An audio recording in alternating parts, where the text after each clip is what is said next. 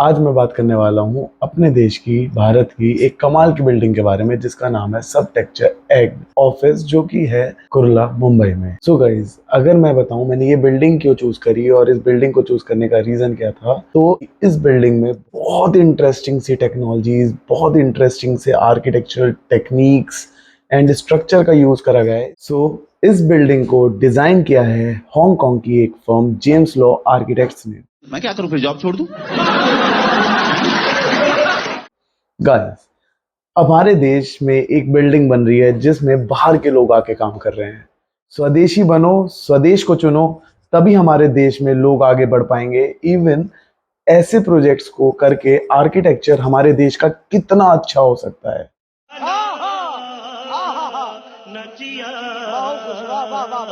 तो हम आगे बढ़ते हैं इस बिल्डिंग के कुछ कमाल के फैक्ट्स जानने के लिए। ये 13 फ्लोर की ऑफिस बिल्डिंग है जिसका कुल एरिया 33,000 स्क्वायर मीटर। जैसा आप लोग देख ही पा रहे हैं, ये बिल्डिंग अंडे के ओवल शेप से इंस्पायर होकर के बनी है। आर्किटेक्ट का कहना है कि उसने इस बिल्डिंग को ओवल शेप इसीलिए दिया है क्योंकि वो अर्थ को कंपेयर करता है एक अंडे से। मस्त जोक मारा रे, ये हंस रहे हलकट हंस। गाइस, अर्थ को एक अंडे से हम कैसे कंपेयर कर सकते? कौन है ये लोग? तो आगे बढ़ते हैं और जानते हैं इस बिल्डिंग के आर्किटेक्चर के बारे में कुछ अद्भुत बातें।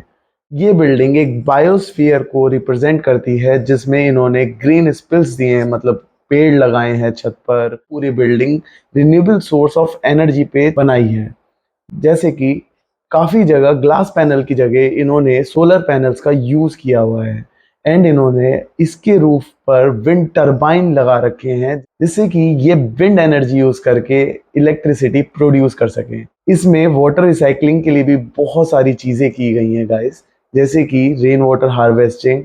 और इन्होंने ग्रे वाटर प्यूरिफाई करने के लिए, जो कि बिल्डिंग का वेस्ट वाटर होता है, उसको प्यूरिफाई करने के लिए इन्होंने एक बहुत अच्छी और नेचुरल टेक्निक का यूज करा है। क्या होता है, सॉइल में अलग अलग डेंसिटी की सॉइल रखी गई है, जैसे पहले कम डेंसिटी की, फिर उसकी डेंसिटी बढ़ाते गए हैं। ग्रे वाटर को एक जगह से इन्होंने पास करा है और जो दूसरी जगह से वाटर निकलता है तो वो बहुत ज्यादा प्यूरिफाइड होता है। गाइस, पूरी बिल्डिंग की शेप इस तरीके से टिल्ट आउट करी गई है जिससे कि ग्रीन स्पिल्स, मतलब प्लांटर्स जो कि इन्होंने रूफ पर लगा रखे हैं, उसको प्रॉपर सनलाइट मिल पाए और वो बहुत अच्छे से ग्रो कर पाए। तो गाइस, ऑक्सीजन भी बना रहे हैं ये इस बायोस्फीयर में, वाटर रिसाइकिल भी कर रहे हैं, रिन्यूएबल सोर्स ऑफ एनर्जी भी प्रोड्यूस कर रहे हैं। तो इस तरीके से इन्होंने पूरी तरीके से एक बायोस्फीयर एक्सप्लेन करा है। बट भाई, ये तो पक्का है जिसने इस बिल्डिंग का कंसेप्ट दिया है वो बहुत बड़ा जिम फ्रीक है, वरना एक अंडे को अपनी अर्थ से कैसे कंपेयर कोई कर सकता है आउट ऑफ द बॉक्स। अब बढ़ते हैं कुछ टेक्निक्स एंड कुछ टेक्नोलॉजी जो इस बिल्डिंग में बहुत अमेजिंग तरीके से यूज करी गई है।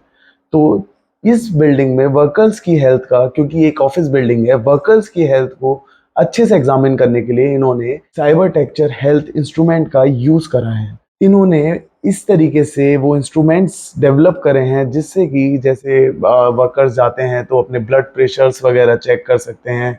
अगर किसी के ब्लड प्रेशर ऊपर नीचे है तो सारी इंफॉर्मेशन टू द डॉक्टर पहुंचती है और इंस्टेंटली उस वर्कर को इलाज मिल पाता। फ्यूचर भी कह सकते हैं हम आर्किटेक्चर का या फिर टेक्नोलॉजी का। और इन्होंने इंटेलिजेंट बीएमएस का यूज करा है। अगर बीएमएस नहीं पता गाइस तो मैं बता देता हूँ, बिल्डिंग मैनेजमेंट सिस्टम।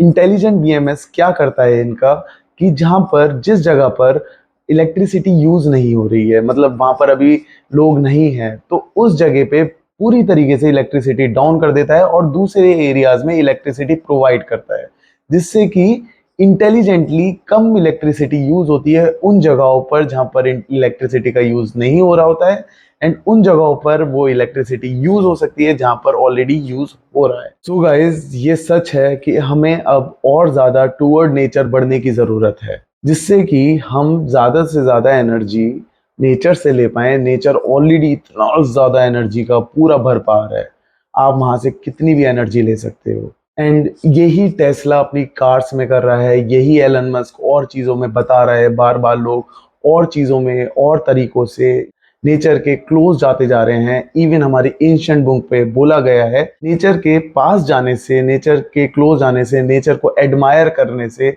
हम अपनी अर्थ को और ज़्यादा लंबे टाइम तक एक प्रॉस्परस प्लेनेट बना सकते हैं।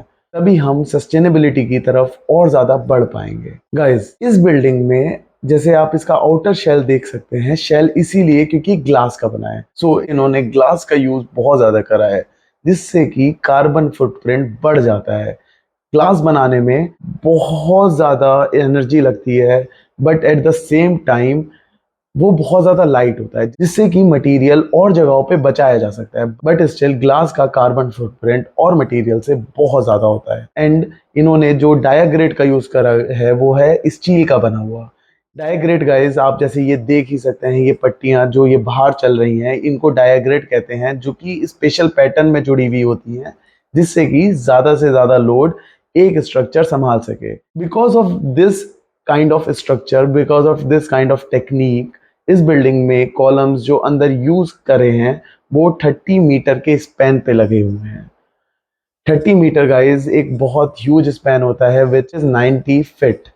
सो गाइज, इतने बड़े स्पैन में कॉलम लगने की वजह से अंदर की स्पेस बहुत ज़्यादा फ्लेक्सिबल हो जाती है। मतलब ऑफिस स्पेस आप कितना भी बड़ा बनाना चाहें उतना बड़ा बना सकते हैं without any column in it. सोच कर देखिए, अगर आपके घर में एक बीचों बीच एक कॉलम उतर रहा हो तो वो कितना अजीब लगता है। इस ऑफिस में जाएंगे, इवन एप्पल ने भी सेम कंसेप्ट का यूज करा है, उनकी पूरी बिल्डिंग में एक भी कॉलम नहीं है। तो ऐसी टेक्निक्स का यूज करके हम एक बहुत अच्छा अंदर का एनवायरनमेंट बना सकते हैं विदाउट कॉलम, और हम मटेरियल भी बचा सकते हैं। सो अगर ये वीडियो अच्छी लगी है तो लाइक करें, सब्सक्राइब करें और कमेंट में बताएं आपको इस बिल्डिंग की टेक्नोलॉजी कैसी लगी। और अगर आप और बिल्डिंग के बारे में कुछ जानना चाहते हैं, कुछ बताना चाहते हैं, तो वो कमेंट जरूर करके बताएं। खत्म।